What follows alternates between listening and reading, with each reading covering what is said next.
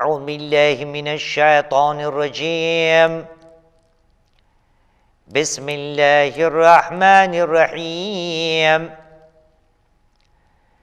الحمد لله والصلاة على أهلها أما بعد فالسلام عليكم ورحمة الله وبركاته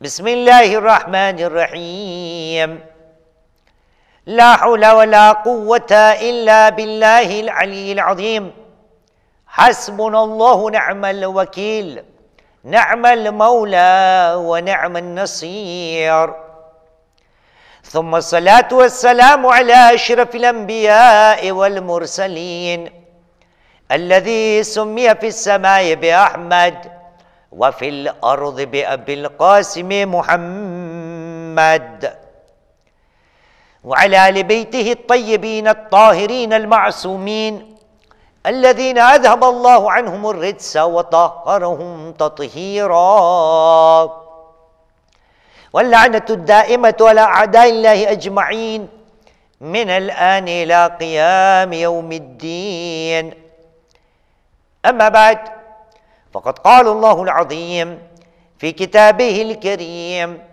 وهو أصدق القائلين وقوله الحق بسم الله الرحمن الرحيم وجعلني مباركا أينما كنت وأوصاني بالصلاة والزكاة ما دمت حيا آمنا بالله صدق الله العلي العظيم وصدق رسوله الكريم ونحن على ذلك من الشاهدين رب اشرح لي صدري ويسر لي أمري واحلل عقدة من لساني يفقه قولي صلوا على محمد وآل محمد اللهم صل على محمد وآل محمد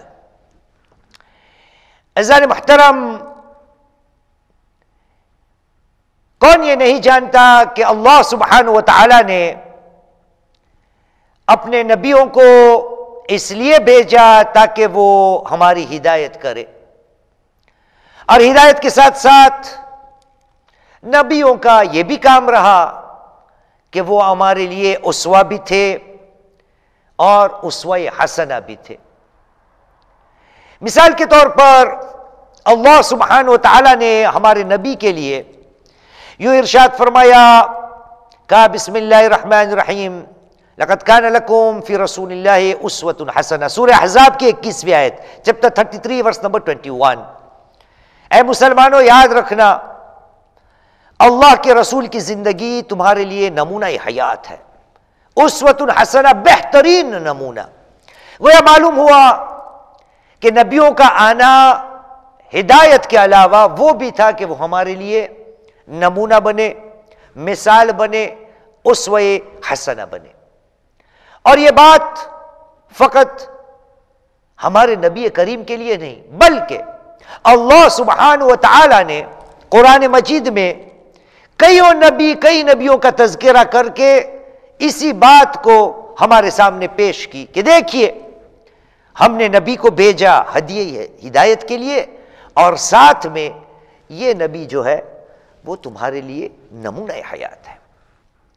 ان نبیوں میں سے ایک نبی کی بات آج ہم سامنے لانے کی کوشش کریں گے، اور وہ کوئی اور نہیں، اولو العظم پیغمبروں میں سے ہے، وہ ہے جناب عیسیٰ علیہ السلام۔ دیکھیے جناب عیسیٰ کی بات آتی ہے تو ایک مقام وہ ہے قرآن مجید میں کہ جب جناب مریم علیہ السلام پہ بہتان آروپ لگایا گیا اور پوچھا گیا جناب مریم علیہ السلام سے کہ یہ بچہ آیا کہاں سے، تو جناب مریم علیہ السلام نے گہوارے کی طرف اشارہ کر کے پوچھنے والوں کو یہ کہہ دیا کہ انہی سے پوچھ لیجئے۔ جب جناب عیسیٰ علیہ السلام کو پوچھا گیا تو وہاں سے جناب عیسیٰ نے یوں جواب دیا۔ ان جوابوں میں سے ایک جواب جناب عیسیٰ کا یہ تھا، اعلان رب العزت ہوا، کہا بسم اللہ الرحمن الرحیم، سورہ مریم قرآن مجید کا 19واں سورہ، آیت کا نشان ہے 31، چیپٹر 19 ورس نمبر 31۔ جناب عیسیٰ علیہ السلام ارشاد فرماتے اور قرآن میں اس کا تذکرہ آیا، کہا بسم اللہ الرحمن الرحیم وجعلنی مبارکا اینما کنت. اللہ سبحانہ وتعالی نے مجھے نبی کے علاوہ، کتاب دینے کے علاوہ، انہوں نے مجھے مبارک بابرکت بنایا ہے جہاں بھی میں رہوں. نبی عیسیٰ کہہ رہے ہیں میں جہاں بھی رہوں، وَجَعَلَنِي مُبَارَكًا أَيْنَمَا كُنْتُ، میں جہاں بھی ہوں، جہاں بھی رہوں، اللہ سبحانہ وتعالی نے مجھے یہ حکم دیا ہے اور مجھے مبارک قرار دیا ہے. وَأَوْصَانِي بِالصَّلَاةِ وَالزَّكَاةِ مَا دُمْتُ حَيًّا، اور مجھے وصیت بھی کی ہے کہ اے عیسیٰ جب تک زندہ رہو نماز و زکوٰۃ کو ادا کیے کرتے رہنا. ہماری گفتگو آج کی اتنی ہے کہ جب جناب عیسیٰ نے یہ کہا کہ خدا نے مجھے ہر جگہ پہ جہاں پر بھی میں رہوں مبارک پیش کیا ہے، تو سوال یہ آتا ہے کہ بابرکت ہونا اس کا مطلب کیا ہے؟ اگر جناب عیسیٰ کو یہ حکم دیا گیا ہے تو ہمارے لیے بھی یہ ذمہ داری بنتی ہے کہ ہم نبی تو نہیں بن سکتے، نبی عیسیٰ جیسے بھی نہیں بن سکتے، لیکن جناب عیسیٰ کی زندگی سے تھوڑی سی جھلک یا ان کے قول و فرمان سے تھوڑی سی بات اپنی زندگیوں میں لانے کی کوشش کریں. بابرکت ہونا، ہمارے چھٹے امام جعفر الصادق علیہ السلام کو جب پوچھا گیا کہ جناب عیسیٰ علیہ السلام نے کیوں یہ کہا وَجَعَلَنِي مُبَارَكًا أَيْنَمَا كُنْتُ، خدا نے مجھے بابرکت بنایا ہے جہاں بھی میں رہوں، مطلب کیا ہے؟ نبی عیسیٰ علیہ السلام میں کیا ایسی خصوصیت تھی کہ وہ بابرکت بن گئے یا بنائے گئے؟ تو وہاں سے جواب آیا، چھٹے امام جعفر الصادق علیہ السلام نے کہا مبارکن کا مطلب ہے نفعن، فائدہ پہنچانے والا، فائدہ نفعن، نفع دینے والا، مطلب کام کا آدمی، قیمت والا آدمی، یعنی جس کی زندگی ایسی ہو کہ لوگوں کے لیے بوجھ نہ ہو، بلکہ اس کی زندگی ایسی تھی کہ لوگوں کے لیے نفع بھی تھا، فائدہ بھی تھا. بیکار آدمی جناب عیسیٰ علیہ السلام نہیں تھے. اور انشاءاللہ تعالی کون ہے ایسا دنیا میں جو اپنے آپ کو بیکار کہتا ہو، جو اپنے آپ کو بدبخت کہتا ہو؟ گجراتی میں جیسے کہتے ہیں جو اپنے آپ کو نکامہ کہتا ہو، ہلکا کہتا ہو، نفٹ کہتا ہو، بیکار آدمی، خراب آدمی. کون ہے وہ کہ جو اپنے آپ کو بیکار کہتا ہو، بدبخت کہتا ہو؟ جس کو لئیم کہتے ہیں. جناب عیسیٰ علیہ السلام اپنے معاشرے میں، اپنے سماج میں ایسے تھے کہ خدا نے اس کی مثال قائم کر کے ہمارے سامنے قرآن کی آیت کی شکل و صورت میں اس بات کو بیان کر دیا کہ میرا عیسیٰ علیہ السلام ہے وہ بابرکت تھا، مطلب لوگوں کو کام آنے والا تھا. میں یہ پوچھنا چاہتا ہوں اے مسلمان، تو اپنے آپ سے پوچھ. سب سے پہلے میں اپنے آپ سے پوچھتا ہوں، یا شیخ کیا تو کسی کو کام آتا ہے؟ کیا تو ایسا تو نہیں کہ بیکار آدمی ہے، بدبخت آدمی ہے؟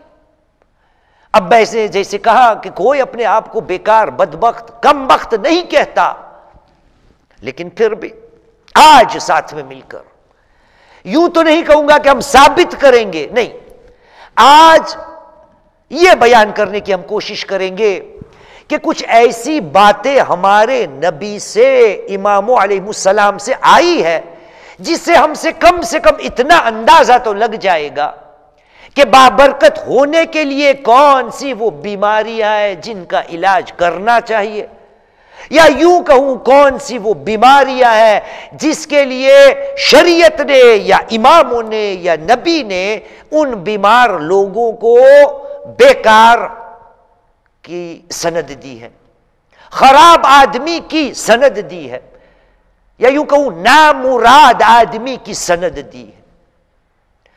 عزیزان محترم، کام آنے والا آدمی، کتنی بار ہم نے مجلسوں میں سنا ہے کہ ہمارے اماموں نے کہا، خاص طور پر ہمارے چھٹے امام علیہ السلام نے کتنی بار ہم نے سنا ہے کہ آپ نے کہا اپنے کردار کو ایسا بناؤ کہ جس کی وجہ سے تم دین اسلام کو زینت دو، تم ہمارے لیے زینت بنو، ہماری بے عزتی کا سبب مت بنو. تاریخ میں ملتا ہے کہ چھٹے امام کے سامنے کوئی آدمی اللہ سبحانہ و تعالیٰ کے سامنے دعا کر رہا تھا، شاید اپنے ہاتھوں کو بلند کرتے ہوئے، اور کہہ رہا تھا اللہم اغننی عن خلقک، دعا کر رہا تھا خدا سے. بات کتنی اچھی ہے، لیکن دیکھیے امام نے کس طرح سے ہمارے سامنے ایک پیغام کو پیش کیا. تو وہ خدا کا بندہ کہہ رہا تھا اللہم اغننی عن خلقک، خدایا تو مجھے بے نیاز بنا دے، کبھی بھی میں تیرے بندوں کی یعنی تیرے مخلوق کا محتاج نہ بنوں. اغننی عن خلقک، غنا، اغننی، بے نیاز، مجھے کسی کی ضرورت نہ پڑے، مجھے کسی کے سامنے اپنے ہاتھوں کو پھیلانا نہ پڑے، تیری مخلوق جو ہے اس کے سامنے میں کبھی جھکوں نہ. یہ دعا کرنی تھی. چھٹے امام وہاں پر تھے، امام صادق علیہ السلام نے ارشاد فرمایا، کہا تو نے جو دعا کی ہے وہ غلط دعا کی ہے. وہ حیران ہو گیا. مسلمان کو تو زندگی اپنی خدا کے حوالے کرنی چاہیے، اور یہاں دعا بھی یہی ہو رہی ہے کہ خدایا مجھے اپنے بندوں سے بے نیاز کر دے. اور اس طرف ہمارے آپ کے مولا امام صادق علیہ السلام اس کو کہہ رہے ہیں کہ تیری دعا غلط ہے. کہا پھر مولا تو صحیح دعا کیا ہے؟ تو امام نے فرمایا زندگی بسر کرنے کے لیے، زندگی کو آرام بنانے کے لیے، آسان بنانے کے لیے ممکن نہیں کہ انسان کو کسی کے سہارے کی ضرورت نہ ہو. اور ہماری زندگی کو ہم دیکھ لیں، کون سا وہ بچہ ہے کہ جو ماں باپ کے بغیر پل سکتا ہے؟ اور اگر ایسا ہو بھی جائے کہ کوئی بچہ بچپنے میں اگر یتیم ہو جائے تو کیا وہ اکیلا رہ سکتا ہے؟ نہیں، کوئی نہ کوئی آئے گا اس کو پالنے کے لیے، کوئی اس کا رشتہ دار آئے گا یا کوئی بھی آدمی آ کر اس بچے کو پالے گا. بولنا سیکھنا، کھانا سیکھنا، چلنا سیکھنا، اپنے آپ کو حفاظت کرنا سب کون سکھاتا ہے؟ کون انسان کو کام آتا ہے؟ دوسرا انسان. امام نے کہا یہ ممکن نہیں کہ تجھے دوسرے لوگوں کی ضرورت نہ ہو. ہاں تجھے اگر دعا کرنی ہے تو اس طرح سے دعا کر، اللہم اغننی عن لئام خلقک. خدایا جو بیکار لوگ ہیں نا، جو نامراد لوگ ہیں، جو خراب لوگ ہیں، جو لئیم بدبخت لوگ ہیں، ان سے بے نیازی چاہتا ہوں. اس کے آگے میں نہ جھکوں، اس کے سامنے میں اپنے ہاتھوں کو نہ پھیلاؤں. امام نے کہا یہ دعا کر، کیونکہ بیکار لوگ جو ہوتے ہیں وہ کوئی کام کے نہیں ہوتے، ناکام لوگ. عزیزان محترم، نبی عیسیٰ کون تھے؟ بابرکت تھے، نفع پہنچانے والے تھے. میں اپنے آپ سے پوچھوں میں کیا انہی میں سے ہوں؟ کیا یہ چھوٹی سی صفت میرے اندر ہے؟ دیکھیں کس حد تک بیکار نہ ہونا، واپس بیکار نہ ہونا، جس نے ہمیں سکھایا یعنی کہ چھٹے سرکار نے، اس کی زندگی میں جا کے دیکھتے ہیں. تاریخ نے کوئی ایسا واقعہ بھی نقل کیا ہے، کہتے ہیں کہ مدینہ منورہ کے اندر ایک شخص نے اپنے آس پاس میں اعلان کیا، کہا میں شہر چھوڑ رہا ہوں اور اپنا جو گھر ہے اس کو بیچ رہا ہوں. کئی لوگ آئے اور پوچھا گھر کی قیمت کیا ہے؟ تو گھر کے مالک نے بتایا کہ اس کی قیمت ہے 1.5 لاکھ دینار یا درہم، جو بھی ہو، 1.5 لاکھ کی قیمت ہے. تو لوگوں نے آ کے احتجاج شروع کیا اور کہا کیسی بات کرتا ہے؟ یہاں مدینے کے اندر تیرا جو گھر ہے اسی قسم کے جو بھی اور گھر ہے ان سب کی قیمت تقریباً 50,000 کی ہوتی ہے، اور تو 1.5 لاکھ مانگ رہا ہے. کہا مجھے پتا ہے کہ میرے گھر کی قیمت 50,000 ہے، لیکن گھر کی قیمت 50 ہے اور زیادہ کے لاکھ اس لیے مانگ رہا ہوں کہ میرا وہ گھر ہے کہ جو جعفر صادق علیہ السلام کے گھر کے نزدیک میں ہے. مطلب میرا پڑوسی امام جعفر صادق علیہ السلام ہے جو میری ہر ایک پریشانیوں کو دور کرتا ہے. گھر کی قیمت بھلے 50 ہو لیکن مجھے 1.5 لاکھ اس لیے چاہے کیونکہ پڑوس میں جو رہتا ہے وہ ایک ایسا آدمی ہے کہ جو ناکام آدمی نہیں، بیکار آدمی نہیں، بدبخت آدمی نہیں، بلکہ ایسا آدمی ہے جو نبی اللہ عیسیٰ علیہ السلام کی طرح ہے، بابرکت آدمی. اب سوال یہ آتا ہے کہ میں تو کبھی اپنے آپ کو بیکار نہیں کہوں گا نا، اپنے آپ کو لئیم نہیں کہوں گا. امام نے کہا تھا اس دعا کرنے والے کو کہ دعا کر رہا ہے تو یوں کر، اللہم اغننی عن لئام خلقک، خدایا مجھے بے نیاز کر کہ مجھے کبھی بدبخت انسان کا میں محتاج نہ بنوں. بدبخت کون ہوتا ہے؟ لئیم کون ہوتا ہے؟ وہیں سے واپس جاتے ہیں کہ کوئی اپنے آپ کو بیکار، بدبخت، نامراد، خراب انسان نہیں کہتا. لیکن آج کچھ ایسی حدیثیں ہم ساتھ میں مل کر باتیں کریں گے تاکہ ہمیں اندازہ ہو جائے کہ ہمارے پیشوا و ہادی و امام علیہ السلام کی نظر میں لئیم آدمی، بیکار آدمی، نفٹ گجراتی میں، ہلکو مانس، خراب مانس، بیکار انسان کون ہوتے ہیں. پہلی حدیث، پھر اپنے آپ سے میں پوچھوں کہ میں کہاں پہ ہوں. مولا کائنات علی بن ابی طالب علیہ السلام آپ نے کہا من علامت اللؤم سوء الجوار، من علامت اللؤم سوء الجوار. بیکار آدمی کی نشانیوں میں سے ایک نشانی وہ ہے کہ وہ بد کردار پڑوسی ہوتا ہے. میں پوچھ لوں اپنے آپ سے، میں اپنے پڑوسیوں کے ساتھ کیسے رہتا ہوں؟ میرے پڑوس کے نظر میں میرا کیا مقام ہے؟ میری کیا حیثیت ہے؟ خاص طور پر اگر سامنے والا یا پڑوس والا مسلمان نہ ہو اور میں اپنے آپ کو مسلمان کہوں تو پھر پوچھوں کہ اس کو میں کیسے لگتا ہوں. میں نے کہا نا کوئی اپنے آپ کو بیکار نہیں کہتا، کوئی اپنے آپ کو خراب نہیں مانتا. پھر بھی مولا کائنات نے کیا کہا؟ من علامت اللؤم سوء الجوار. پڑوس کے ساتھ اپنے انداز کو بہتر سے بہتر بنانا، تب جا کے میں بابرکت بن سکتا ہوں. یہ کون سی؟ ایک حدیث. دوسری حدیث اب یہ دیکھیے، یہ بھی مولا کائنات علی بن ابی طالب علیہ السلام کی ہے.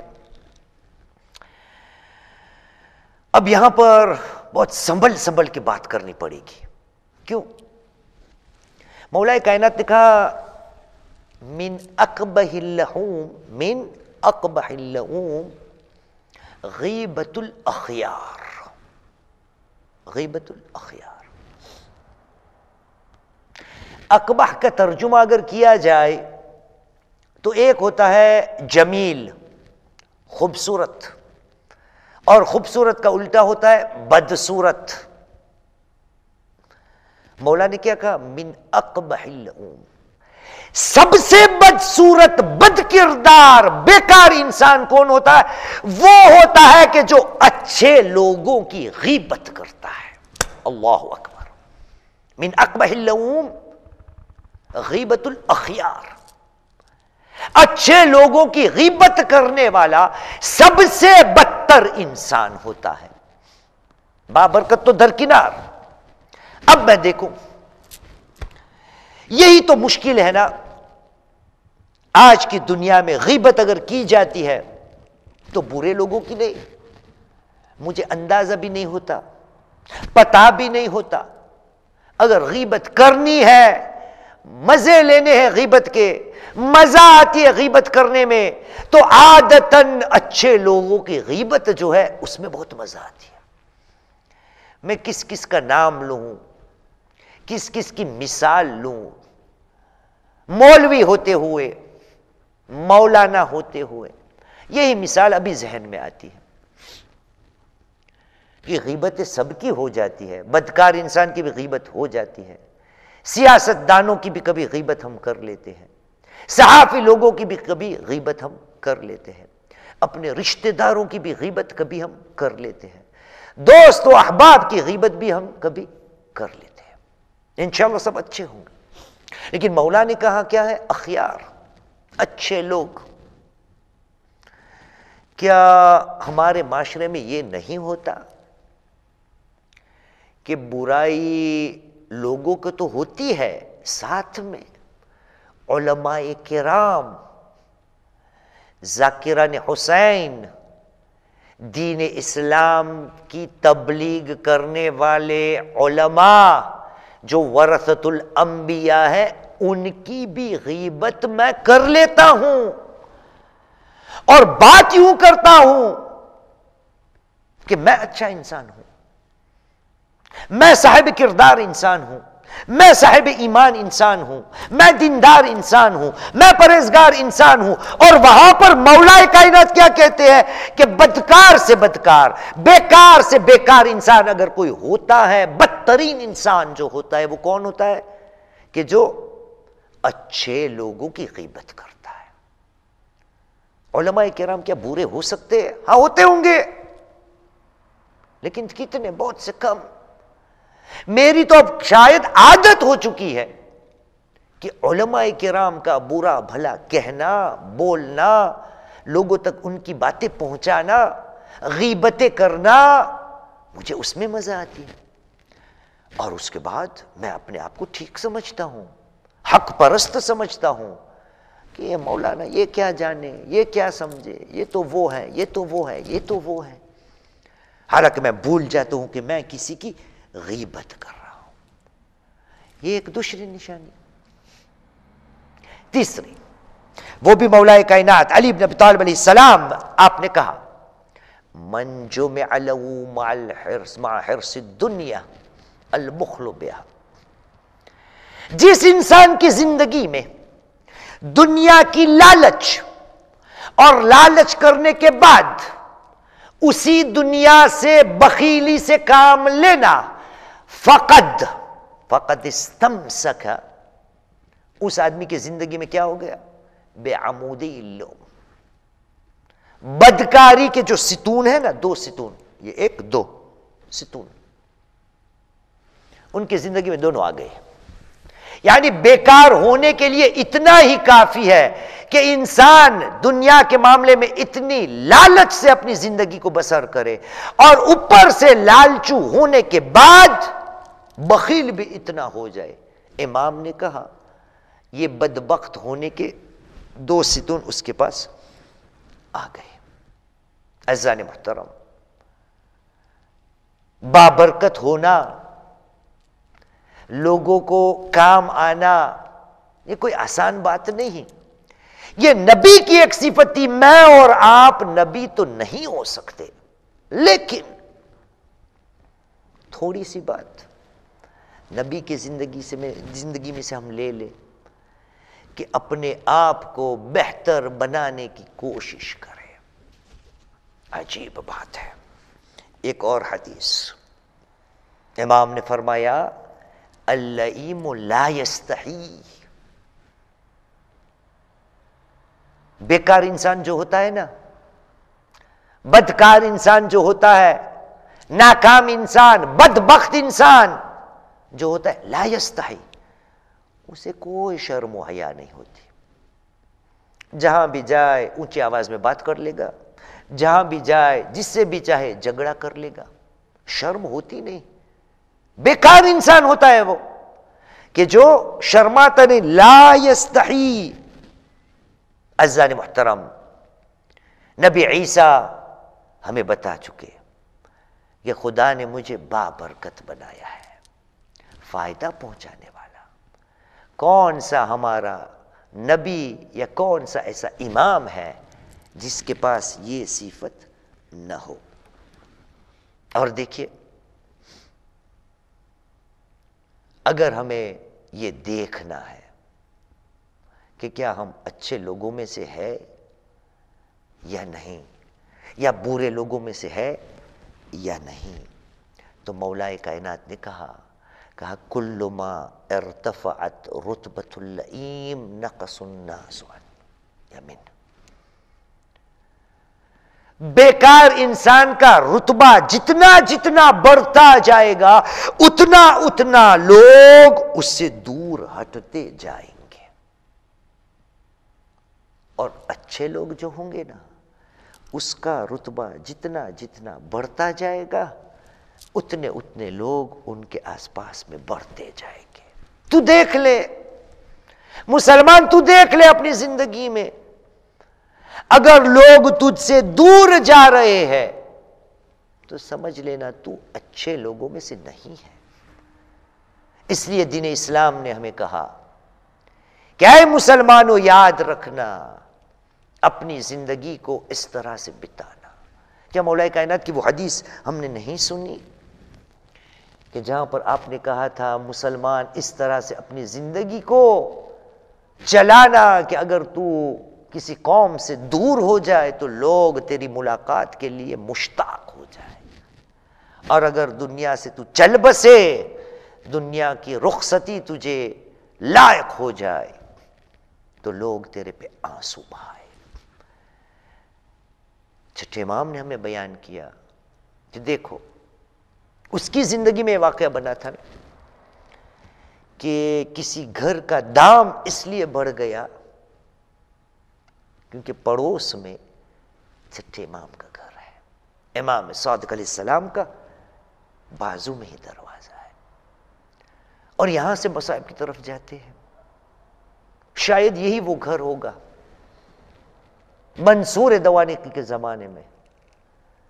بہت سی بار منصور نے امام صادق علیہ السلام کو ختم کرنے کی کوشش کی.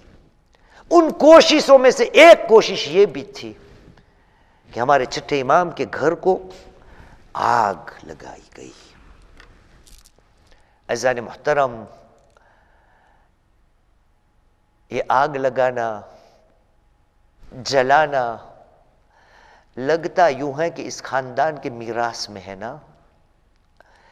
جب بھی ہم نے اہل بیت علیہ السلام کے ظلم و ستم کو سنا، کہیں نہ کہیں سے ہمیں آگ کے شعلے کی بات آ جاتی ہے.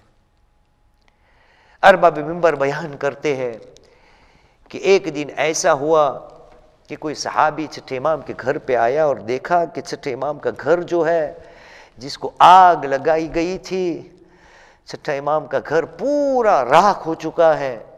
لیکن کیا دیکھا، میرے اور آپ کے آقا ایک کونے میں بیٹھ کر گریا کر رہے، رو رہے ہیں. بس صحابی آیا، کہا ابن رسول اللہ، کیا گھر کے جلنے کا دکھ اتنا ہوتا ہے؟ مولا یہ گھر جل گیا دوسرا آ جائے گا. بس عزادارو آپ کو پتا ہے چھٹے امام نے کیا ارشاد فرمایا؟ کہا اے بندے خدا، میں رو اس لیے نہیں رہا ہوں کہ میرا گھر جل چکا ہے، ارے اس آگ کو دیکھ کر مجھے کربلا کی شام غریبہ یاد آ گئی، مجھے میری دادی زینب یاد آتی ہے. ہائے ارے جب خیموں کو آگ لگائی گئی ہوگی، ارے میری دادی زینب نے ارے کس طرح لوگوں کو سنبھالا ہوگا. ہاں عزادارو، یہی شام غریبہ کی بات ہے نا. حمید ابن مسلم کہتا ہے کہ شام غریبہ کو جب عاشور کا دن گزر گیا اور جب اہل بیت کے خاندان کو آگ لگائی گئی نا، میں نے ایک مستورہ بیوی کو دیکھا. کیا دیکھا؟ خیمے تو سب جل چکے تھے، وہ ایک خیمے میں گئی. میں سمجھی اس کی کوئی قیمتی چیز وہاں پر پڑی ہوگی، لیکن آخرکار میں نے کیا دیکھا، تھوڑی دیر کے بعد جب وہاں سے وہ نکلی تو اپنے کاندھے پہ سید سجاد کو لے کر آئی ہے. ہاں عزادارو، یہ وہ گھرانہ ہے جو آگ سے گزرا ہے، لیکن سید سجاد کا یہ لانا، زینب کی یہ محنت و قربانی. چھٹے امام نے کہا مجھے یاد آتا ہے، ارے میری دادی نے ارے کس طرح سے ان شعلوں میں جلے ہوئے خیموں میں لوگوں کو سنبھالا ہوگا. الا لعنۃ اللہ القوم الظالمین وسيعلم الذين ظلموا اي منقلب ينقلبون انا لله وانا اليه راجعون رضا بقضائه وتسليما لامره.